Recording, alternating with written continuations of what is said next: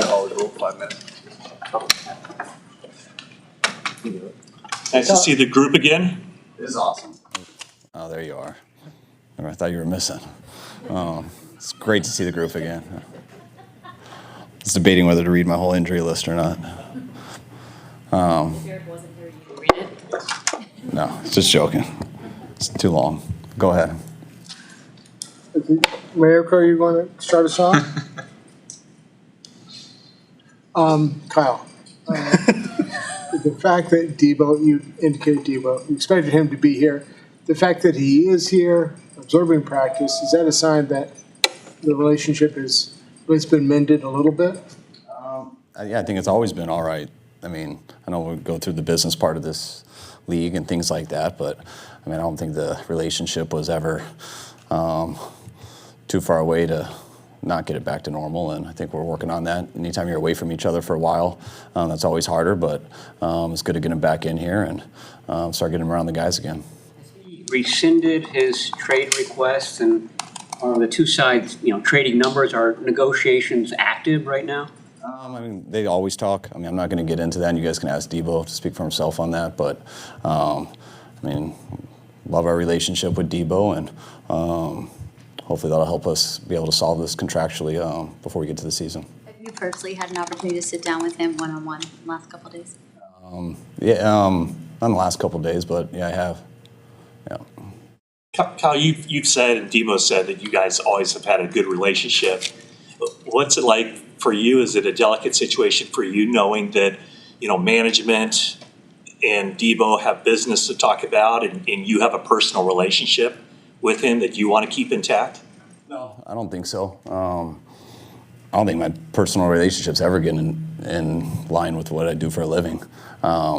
It's personal. You have to have personal relationships to coach people and to get the most out of people. One, because not just players, but everyone in a building. So I think everyone does that, but you're also not just trying to collect friends. I mean, you got a job to do, and no one's ever worried about that aspect with me. That's why it's, to me, easy for me to be myself with the guys and have a relationship, because I also never steer away from what my job is. No, I know you can't get deep into the specifics, but when you say you didn't think the relationship was ever maybe all that bad, I mean, some of his actions, most notably requesting a trade to leave the team, would indicate they weren't great. I mean, why do you say they weren't? I go off of when I think of a relationship with someone that has to do with him and me, not statements, not Instagram, not people repeating stuff. It has to do with the words that come out of my mouth to a man and him back to me, and nothing else. And that's never been a problem with me and him. Nick Bosa was here looking like Nick Bosa. What kind of, did you get a chance to look at him? And is he involved in contract talks as well since?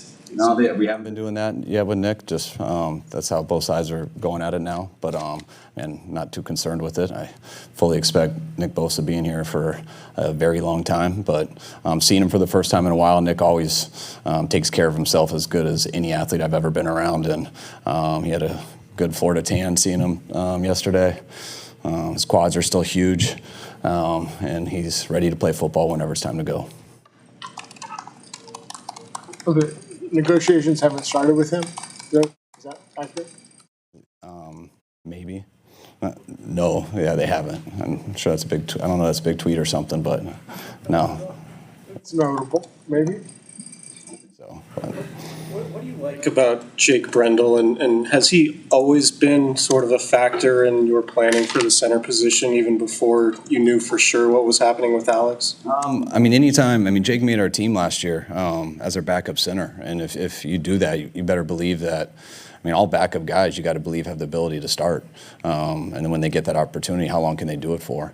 But we had a lot of confidence in Jake last year to make the team, and if Mack would ever missed a game or something, we wouldn't have hesitated, and we would have gone to that game very confident with him. We knew Mack retiring was a chance, was hoping he won it. And, you know, it kind of went all the way up into free agency and stuff like that. And we don't want to make a big thing and go chase stuff, especially with a player that we've had in here who has done a good job, and he's shown us in here that he can do it. We also have guys like Brunskill who's done it before, and I think we have some young guys who can do it. So we're in this situation, you know, we knew Mack had a chance to leave, but you don't want to make that risk just stockpiling other players when you can do that at other positions, especially when you guys have some guys in-house we believe can do it. And we got to work them hard throughout OTAs, throughout training camp, and we'll come up with the best guy, and then you'll see how long you can do it over the year. How much can you learn at this point in the process during OTAs and minicamp about offensive linemen, particularly interior guys, without pads coming on? Like, what are you looking for at this time of year? Personally, I don't think the pads change anything in terms of run blocking. And, you know, it would on pulling guards and powers and stuff like that. But when you're doing outside zone and things and reaching people and how you play with your hands, it's about protecting your face and shoulders. But you can't see much of it because we don't do as much work at that as we used to. So you get an idea with all the individual drills and things like that, and we've seen him in the past, so we know what he can do. And you're really just preparing guys as much as you can in OTAs to have a chance to get as good as they can in training camp. Jake, the signing him go back to his relationship with Chris in Miami? Chris is the one who brought him to our attention, just him having him in Miami. He was a big fan of his there. We got him in, I believe, during the COVID year. He had some things that he opted out, you know, went right down to that last minute. And so we were able to get him back. And last year was our first year with him. And, yeah, Chris talked highly of him, and he's been better than advertised. That stood out to me in 16 when he came out of college. He had some amazing athleticism metrics. So I'm guessing, is he a guy that you see able to execute the more difficult blocks in your run scheme? Yes, he's wired to do it.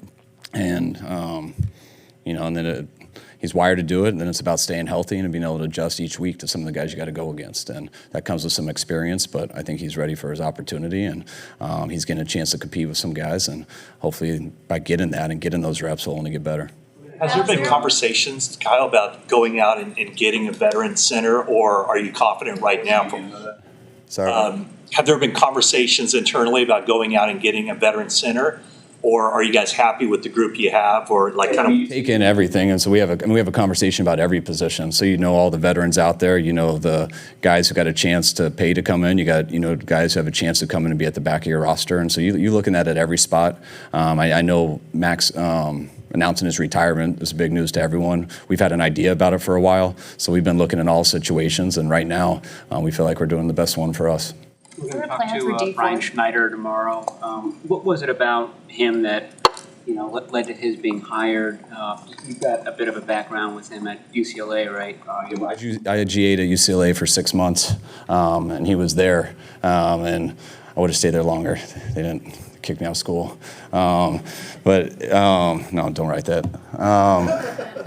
No, but Schneider was awesome there. He was one of the first coaches I was around, and just the energy and the person. Didn't know a ton about football then, but I just knew that I liked that type of guy. And then going against him over the years at Seattle, and I think he was there 10 years, and I just always thought they were the best team that we went to in that area, the most prepared in that area, and played very physical. And so when you know a person and you know from watching the tape and the experience that he's good at what he does, I thought it was a perfect fit, and it's been great so far. Is there a plan for DeForest? I believe he's going to come in. He's been excused from minicamp. I think he's coming in to get his physical later in this week.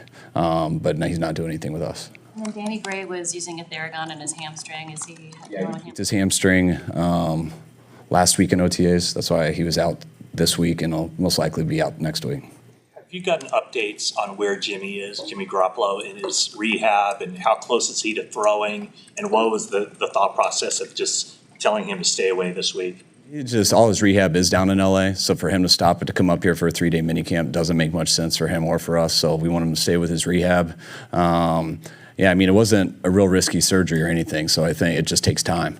So I think the plan still has always been July, but I know there's no concerns with it, and he'll be throwing sooner than later. His thumb, did that fully heal? Did you know? And did he ever require any procedure on that? Yeah, nothing with the thumb. If you guys don't trade Jimmy before training camp, do you expect him to be here practicing? Yes, I do. You wouldn't excuse him? Like, that's not the plan? I'll think about that when that day comes, but Jimmy's under contract with us, and he's healthy. Right now, I would see him coming to practice, unless we traded him. Is DeForest coming in for the physical a precursor to you guys releasing him, or is he going to retire? Sure, I think, I know that we've gotten a good bill of health from his doctor saying how good he is in the spot. We're going to check him out with our physical. Do not expect him to be on our team, but those are the three options that could happen.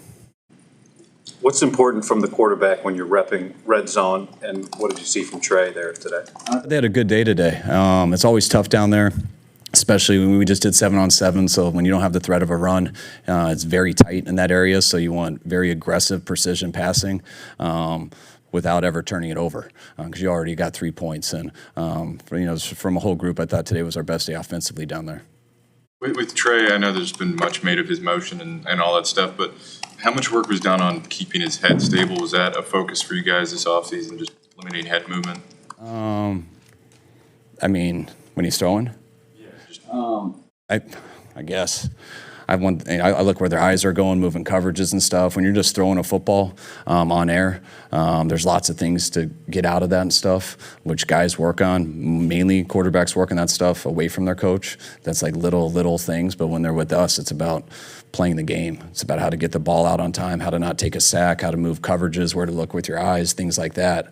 But those are things real detailed quarterbacks never stop doing. I mean, you watch guys like Tom Brady, and I feel like he tweaks his throwing motion for the last 20 years every year, and that's why he finds a way to get it stronger at 40 than he had at 30. And the good ones are obsessed with that, and that's something that really never stops. With Trey over the last month, just in terms of confidence and command of the huddle, how have you seen him grown, and what changes have you seen? I think just having these OTA practices has been really good, because it's about getting reps and going out there. And I feel like for the first couple of days, Trey, along with everybody else, they're trying to win the day, which to me, that doesn't help you that much. You really got to own in on getting better. The defense you're going against, they know the offense, and you can't try to really just go for the big plays. You got to play with your fundamentals and improve with every rep you have, because you don't get many reps of playing this game, and you get them fully in the preseason, and that's about it. So before it really counts, and I think Trey's been deliberate in everything he's done. I think especially last week heading into today, you can really see him stacking days and getting better each practice. Feels like Juwan Jennings really kind of coming into his own. How's confidence from you as a play caller when you watch him play? I'm extremely confident in Juwan. I think if anyone watched our games at the end of last year, not many people covered him. He got open. He had aggressive hands. He got up the field. He blocked well. Juwan was a guy we had a lot of hope for coming into stuff. He had some setbacks with injuries, but once he got healthy and he got his opportunity when Mo went down last year, he took off. And this offseason, him and BA, the first day they got here, they've had as good an offseason as they've had since they got in the league. And they're as good as they've been right now, both of them. His body type is so much different than the other two guys. It's all how you use it. And he does have a bigger body, but he plays big. He's fearless going over the middle. But that doesn't matter if he can't separate. And what's cool about Juwan, he's got some unique running styles, but just watch him. He separates more than probably all the other guys. Brendel Aiyuk spoke about being one of the leaders in that group just because he and Juwan were the only two guys that had been in your system before. Have you seen that from him, that leadership? I have. I've seen it by those two very strongly, and how they've been each other year. I think them both being in the league for 2 years and going through that. It's also different. I didn't realize till you get with some of these guys, like none of these guys really had off seasons. The first off season was COVID, there was none. The second one was a half COVID off season where we had I think we had 4 days before OTAs, and then it was so much shortened. And so no one really knows who've been here for two or 3 years. And those guys to come in this year, to come in at the beginning, this is by far the best I've seen them at this time. And I think that's allowed them to be kind of leaders. They knew what they were doing. They were in shape. They were able to talk to other guys, know how much they maybe went into training camp or the season a little unprepared, just from lacking experience. And you can see that experience has led them to prepare this offseason so much better. And that's why their game's a lot better. And it's cool for other guys to see that. Say 3 more. You're having joint practices with the Vikings? Yeah. Kind of like typical 2 days? I don't think much in advance, especially with schedules. It's written down somewhere.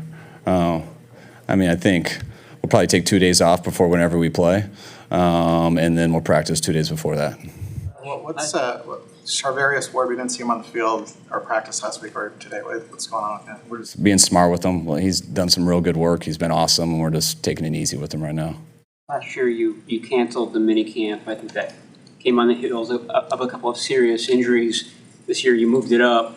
What's the difference? I mean, seems to be a younger team, new coaches. I mean, is it more imperative to have that minicamp earlier? Minicamp's no different than OTAs. So if you guys want to know the exact rules of minicamp, the only thing with minicamp, if you call it minicamp, you got to allow a day to travel and a day for physicals. So that's why we couldn't do anything on Monday. And then we're allowed to keep guys a number of hours later so we can have a walkthrough in the afternoon. All right, so that's the only thing that changes. So I look at the offseason as you're allowed 12 practices. 9 of them are called OTAs and 3 are called minicamp. But I just look at it as 12 practices. And I don't think you need 12 practices. I never have. And that's why we've never done 12. I think 11's the most we've done. But I also like to decide you don't decide that before it starts. You decide that based off of 90 guys. You decide that based off where you think your team is. And by the time you get close to 12, I always like, all right, we've had too much. Let's stop. And that's why I usually end up canceling the last day or the last few days. I still don't know where I'm at, but I don't think our team's at. I don't think we're going to need 12. So I thought it made more sense to move the mini camp up, get everybody here. We'll see how this week goes and see what we think we need at the end of the week. Do you think Debo could go through drills tomorrow, or will he stay just watching? I doubt it. I mean, I'll talk to him about it. You know, I think just, him us not being around each other much, I don't think that's smart for the team or for him. So I know he doesn't. It's not something I'm really counting on him doing, and I'll see where he's at, but I think he'll be all right with that too. Just real quick, how is it just getting out to the finals, being able to see that? Awesome. That was real cool. It's my first finals game I've been able to go to and was got to sit close to the coaching bench, which was really neat to see how they all do it, and hoping to see some more. So it was pretty cool. It was like down, standing towards mid-court most of the time rather than directly in front of you. Did you pick up any coaching? Can't hear that well, but it's just cool to watch them all and just see how into it they all are. I mean, it's the atmosphere that you want to watch that I love watching that. It's a lot more fun sitting there and watching it. You can just enjoy your nachos and have a drink and just enjoy probably something that the guys are right in front of me and haven't been sleeping and been thinking about it and waiting for that moment all day. So it's kind of fun to go to that intensive sporting event where you can just kind of check out and enjoy the moment. No, there's enough of that going on. Steve Kerr, have you talked to him? I don't. Yeah, I don't. We have some mutual friends, but I don't know him personally. Hey, guys. All right, guys. Thanks. Thank you.